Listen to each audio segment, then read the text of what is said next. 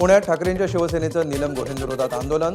रिमोटची गाडी चालवत महिला शिवसैनिकांनी नीलम गोऱ्हेंचा टायरवाली बाई असा उल्लेख केला। आंदोलन करणारे शिवसैनिक ताब्यात। गणेश नाईकांनंतर पालघर जिल्ह्यामध्ये जनता दरबार घेण्याची मंत्री प्रताप सरनाईकांची घोषणा।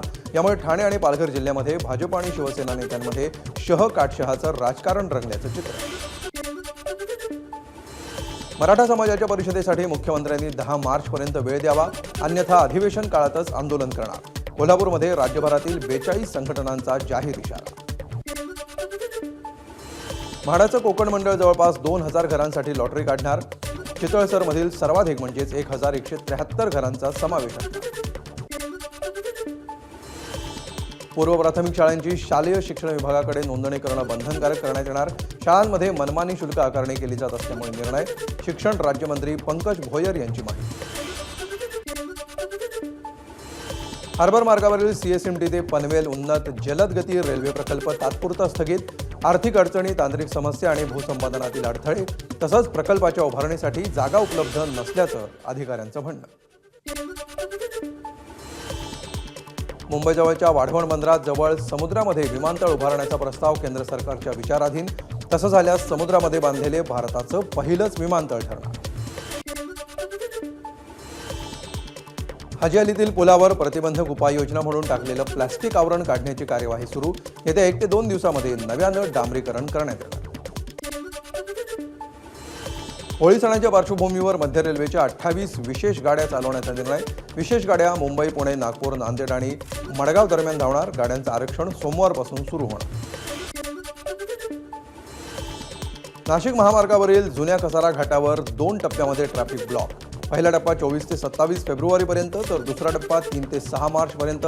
रस्ता दुरुस्तीच्या कामासाठी सकाळी 8 ते संध्याकाळी 6 वाजेपर्यंत ब्लॉक। नांदेडमध्ये आयुक्तालयासाठी महसूल मंत्र्यांची तयारी असेल तर आपला पाठिंबा।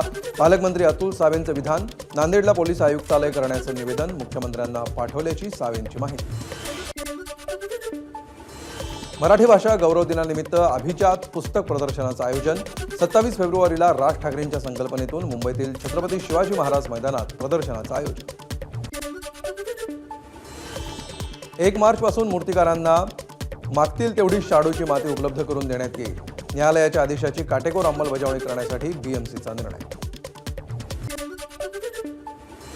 स्ट्रॉबेरीच्या उत्पादनामध्ये वाढ झाल्यामुळे बाजारात स्ट्रॉबेरीची आवक वाढली। सध्या बाजारामध्ये स्ट्रॉबेरी 430 रुपये किलोनं, त्यातही ऑर्गॅनिक स्ट्रॉबेरीचा भाव 450 ते 500 रुपये किलो।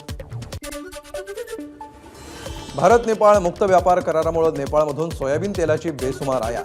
याचा भारतीय खाद्यतेल उद्योगाला मोठा फटका। यामुळे केंद्र सरकारनं मुक्त व्यापार कराराचा फेरविचार करावा, खाद्यतेल उद्योगातून मागणी। राज्य सरकारनं दुधाला जाहीर केलेलं अनुदान अद्याप शेतकऱ्यांना मिळालेलं नाही।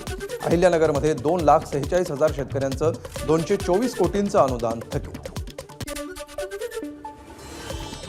भारताच्या देश लष्कर सेवेमध्ये कार्यरत असणारा T-55 रणगाडा साताऱ्यात। खासदार उदयनराजेंच्या उपस्थितीमध्ये सुभाषचंद्र बोस चौकात बसवण्यात आला रणगाडा। वसईतील मधुबन परिसरामध्ये दुचाकींची समोरासमोर धडक। अपघातामध्ये 3 जणांचा मृत्यू। पालघरमधील वाड्याच्या पालीमध्ये बनावट नोटांची अदलाबदल। सापळा रचत 3घांना वाडा पोलिसांनी घेतलं ताब्यात। आरोपींकडून 13 लाखांपेक्षा अधिक बनावट नोटा जप्त।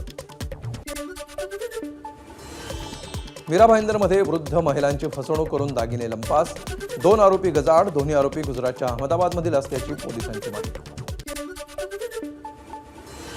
वसईत गर्भवती मुलीची हत्या प्रकरणामध्ये आई आणि लहान बहिणीवर गुन्हा दाखल। मुलगी गर्भवती राहिल्यामुळे संतप्त झालेल्या आईनंच केली मुलीची हत्या। नवी मुंबईमध्ये मद्यधुंद कार चालकाची झाडाला धडक। नेरूळच्या पाम बीच रोडवरील घटना। अपघातामध्ये कार चालक गंभीर जखमी।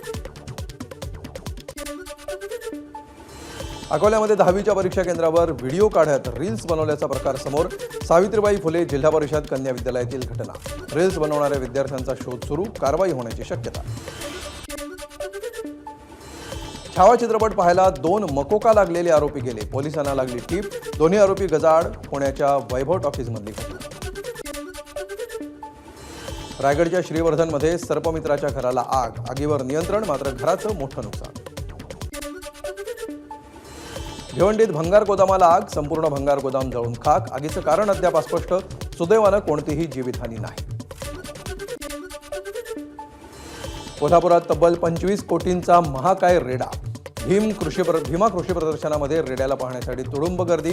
रेड्याचं नाव आमदार असं असून त्याचं वय 4 वर्ष तर वजन 1.5 टन.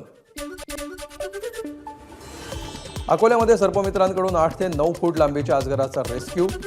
वणी रंभापूरमधील कृषी विद्यापीठ कर्मचाऱ्यांच्या कॉलनीमध्ये आढळला अजगर. सर्पमित्रांनी अजगराला सुखरूप जंगलात सोडलं.